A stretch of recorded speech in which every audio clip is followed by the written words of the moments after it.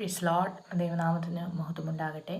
കഴിഞ്ഞ സെഷനിൽ ചിന്തിച്ച ഹബക്കൂക്ക് പ്രവാചകൻ്റെ പുസ്തകം 2-ാം അധ്യായം അതിൻ്റെ 3-ാമത്തെ വാക്യത്തിൽ നിന്ന് 3-ാമത്തെ ഭാഗത്തിലേക്ക് ഇന്ന് ദൈവമക്കളുടെ ശ്രദ്ധ ക്ഷണിപ്പാൻ ആഗ്രഹിക്കുകയാണ്.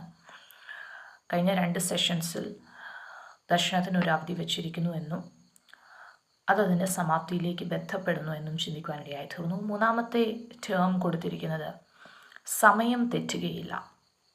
ഇംഗ്ലീഷിൽ കൊടുത്തിരിക്കുന്ന പദം and it shall not lie. ദർശനത്തിന് അവധി വച്ചിരിക്കുന്നു, അത് സമാപ്തിയിലേക്ക് ബന്ധപ്പെടുന്നു എന്നുള്ളതിന് ഇംഗ്ലീഷിൽ കൊടുത്തിരിക്കുന്നത് അത് അതിൻ്റെ എൻഡിലേക്ക് മൂവ് ചെയ്യുകയാണ്, അതതിൻ്റെ സമാപ്തിയിൽ സംസാരിക്കും.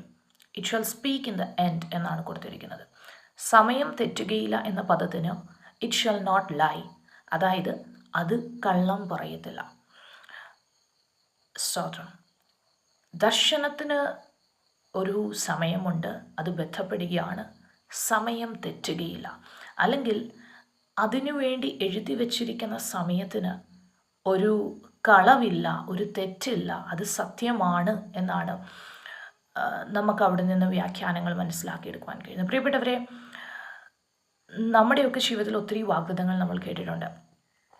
അതിന് കർത്താവ് വെച്ചിരിക്കുന്ന ഒരു സമയമുണ്ട്. ആ സമയം തെറ്റത്തില്ല. നാം എത്രയൊക്കെ ചിന്തിച്ചാലും എങ്ങനെയൊക്കെ ചിന്തിച്ചാലും ചിലപ്പോഴൊക്കെ എന്തായിത്തീരും, എങ്ങനെയാകും, സമയം കഴിഞ്ഞു പോയോ എന്നൊക്കെ നമ്മൾ പലപ്പോഴും ചിന്തിച്ച് ഭാരപ്പെടാറുണ്ട്. എന്നാൽ കർത്താവിൻ്റെ വചനം വ്യക്തമായി പറയുകയാണ്, ദർശനത്തിൻ്റെ സമയം തെറ്റത്തില്ല, അത് കളവ് പറയത്തില്ല. It will not lie. A man. എത്ര പേർക്ക് വിശ്വസിക്കുവാൻ കഴിയും? എൻ്റെ മേൽ കർത്താവ് നൽകിയിരിക്കുന്ന വാഗ്ദത്തം, എൻ്റെ ജീവിതത്തിൽ ദൈവം തന്നിരിക്കുന്ന ദർശനത്തിന് ആ സമാപ്തിയിൽ തന്നെ എൻ്റെ പൂർത്തീകരണം ഉണ്ടാകും.